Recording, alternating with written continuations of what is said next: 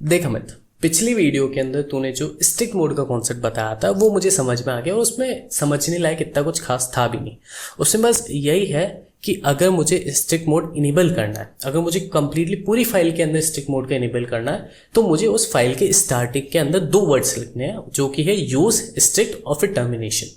वहीं पर अगर मुझे किसी पर्टिकुलर फंक्शन के अंदर ही स्ट्रिक्ट मोड को इनेबल करना है तो मुझे उस फंक्शन की स्टार्टिंग के अंदर सिर्फ यही लाइन वापस से लिखनी है, यूज स्पेस स्ट्रिक्ट और फिर टर्मिनेशन। ये स्ट्रिक्ट मोड हो गया, बस ये था। बट हाँ, इसके अलावा तूने बोला था कि तू ये बताएगा कि जावास्क्रिप्ट का जो कोड है वो इन दी एंड ब्राउजर के अंदर एग्जीक्यूट कैसे होता है, तो वो बताएगा।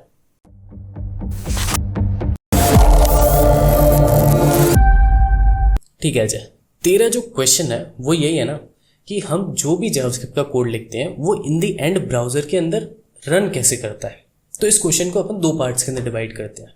पहला तो ये कि हम जो भी जावास्क्रिप्ट का कोड लिखते हैं वो इन दी एंड ब्राउजर के अंदर एग्जीक्यूट कैसे होता है, यानी कि उस कोड के साथ ब्राउजर करता क्या है। ठीक है, पहला क्वेश्चन तो ये हो गया। और दूसरा क्वेश्चन ये है कि हम जो भी जावास्क्रिप्ट का कोड लिखते हैं, फॉर एग्जांपल वेरिएबल डिक्लेरेशंस हो गया, इफ स्टेटमेंट्स हो गए, लूप्स हो गए, फंक्शंस हो गए, तो ये सारी जो चीज़ें हम लिखते हैं वो पर्टिकुलर एक ऑर्डर के अंदर कैसे एग्जीक्यूट होती है। अगर पर्टिकुलर ऑर्डर के अंदर एग्जीक्यूट हो रही है तो कुछ ना कुछ तो बैक एंड के अंदर चल रहा होगा ना, कुछ ना कुछ तो ऐसा होगा जिससे कि हेल्प से जावास्क्रिप्ट इसको एक पर्टिकुलर ऑर्डर के अंदर एग्जीक्यूट करती है। तो उस चीज़ को हम इस सेकेंड क्वेश्चन के अंदर कवर करेंगे। तो अब हमारे फर्स्ट क्वेश्चन के अंदर आते हैं कि जावास्क्रिप्ट ब्राउजर के अंदर एग्जीक्यूट कैसे होती है। ठीक है, तो सपोज हमने कोई जावास्क्रिप्ट का कोड लिखा एंड देन उस जावास्क्रिप्ट के कोड को हमने HTML फाइल के अंदर इंपोर्ट किया। नाउ जैसे ही ब्राउजर हमारी HTML फाइल को रीड करेगा तो उसे हमारे स्क्रिप्ट फाइल का रेफरेंस मिलेगा एंड देन वो हमारी स्क्रिप्ट फाइल के अंदर आएगा एंड वो हमारी स्क्रिप्ट को एग्जीक्यूट करेगा। बट नाउ यहाँ पर क्वेश्चन आएगा कि एग्जीक्यूट करेगा का क्या मतलब होता है, मतलब क्या है एग्जीक्यूट का मतलब होता क्या है। ठीक है, तो इस क्वेश्चन को आंसर करने से पहले हम एक और चीज़ को कवर करते हैं। जैसा कि तुम्हें पता है कि हर एक ब्राउज़र का पर्टिकुलर एक JS इंजन होता है, जैसे कि क्रोम का होता है V8, फायरफॉक्स का होता है स्पाइडर मंकी। तो जो भी मैं अभी आंसर बताऊंगा तो वो टॉप लेवल पे उसी सिनेरियो के अंदर चीज़ें एग्जीक्यूट होती हैं। बट नेस्टेड जाके हो सकता है कि V8 कोई अलग एल्गोरिथम यूज़ में लेता हो, स्पाइडर मंकी कोई अलग एल्गोरिथम यूज़ में लेता हो। बट अगर तू पर्टिकुलर किसी ब्राउज़र के अंदर इन डेप्थ के अंदर जाके इन चीज़ों को पढ़ना चाहता है तो मैं उसका लिंक तुझे डिस्क्रिप्शन के अंदर दे दूंगा, वहाँ पे जाके तुम इनको चेकआउट कर सकता है। ठीक है, नाउ अब हमारे क्वेश्चन पे आते हैं कि एग्जीक्यूशन का मतलब क्या होता है। तो जावास्क्रिप्ट के एग्जीक्यूशन का मतलब होता है script parsing and execution. Now parsing का मतलब होता है कि हमारी स्क्रिप्ट फाइल को रीड करना, एंड जो एग्जीक्यूशन होता है वो पर्टिकुलर एक्चुअल एक्शन होता है जिसे जावास्क्रिप्ट परफॉर्म करती है। ठीक है, थोड़ा कंफ्यूजिंग है ना। अब इस पर थोड़ा और डीप आते हैं, यानी कि जैसे ही तूने हमारी स्क्रिप्ट फाइल ब्राउज़र के पास आई, नाउ ब्राउज़र उस फाइल को JS इंजन के पास भेजेगा। नाउ JS इंजन के अंदर दो पार्ट्स होते हैं, एक होता है इंटरप्रेटर एंड दूसरा होता है कंपाइलर जस्ट इन टाइम। अब ये जस्ट इन टाइम का क्या सीन है उस पर मैं अभी आता हूँ। पहले आते हैं इंटरप्रेटर पे। तो जो भी हमारा कोड है वो पहले इंटरप्रेटर के पास आता है। इंटरप्रेटर क्या करता है, लाइन बाय लाइन हमारे कोड को पढ़ता है। पहले वो कोड को पढ़ेगा, देन लाइन बाय लाइन हमारे उस कोड को वो बाइट कोड के अंदर कन्वर्ट करेगा। अब बाइट कोड के अंदर इसलिए कन्वर्ट करेगा क्योंकि जो बाइट कोड है वही मशीन को समझ में आता है, इसीलिए वो बाइट कोड को एग्जीक्यूट करती है। तो पहले उसने हमारे कोड को पढ़ा, पार्स किया, देन उसे बाइट कोड के अंदर कन्वर्ट किया एंड थर्ड स्टेप के अंदर वो हमारी स्क्रिप्ट को रन करना स्टार्ट कर देगा। नाउ अब तुम बोलोगे कि कोड को रीड इंटरसेटर कर रहा है, इंटरप्रेटर कर रहा है, कोड को बाइट कोड के अंदर कन्वर्ट भी इंटरप्रेटर कर रहा है एंड हमारी स्क्रिप्ट को रन भी इंटरप्रेटर कर रहा है, तो कंपाइलर क्या कर रहा है। तो अब देखो, जो कंपाइलर है इसका मेन काम यहाँ पे है।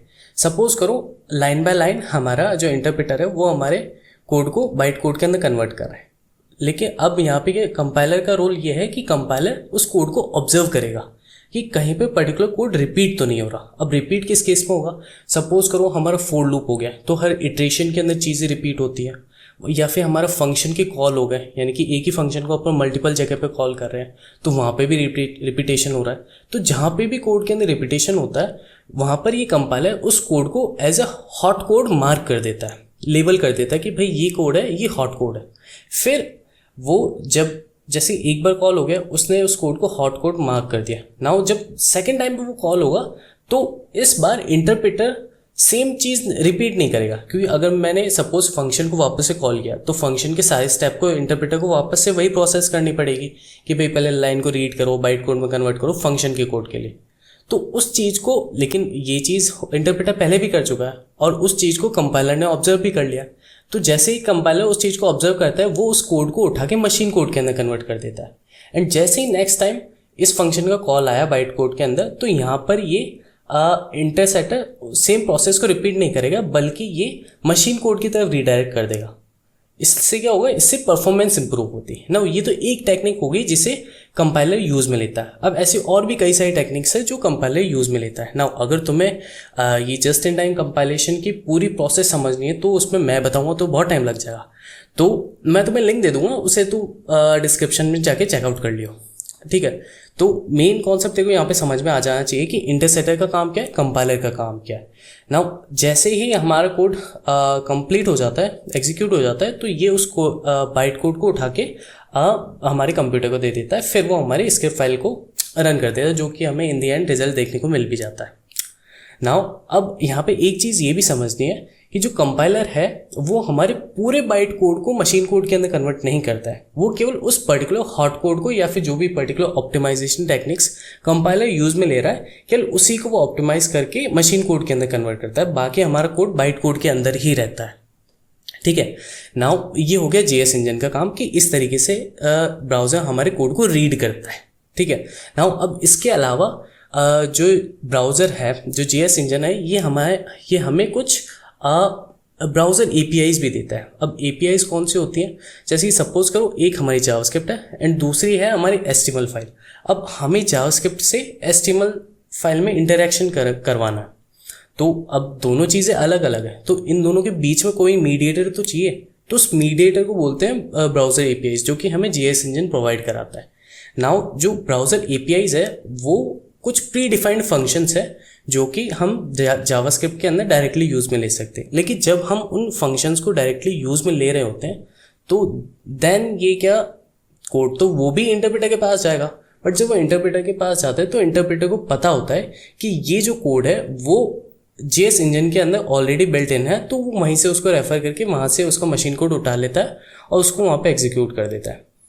तो ये चीज़ें थी, ये था कंप्लीट फ्लो जिस तरीके से हमारा ब्राउज़र जावास्क्रिप्ट को एग्जीक्यूट करता है। नाउ सेकंड क्वेश्चन पे आते हैं कि हमारा जो ब्राउज़र है वो पर्टिकुलर हमारे कोड को किस तरीके से मैनेज करता है, ठीक है। तो इस क्वेश्चन को आंसर करेंगे नेक्स्ट वीडियो के अंदर। तब तक के लिए tata bye bye and thank you.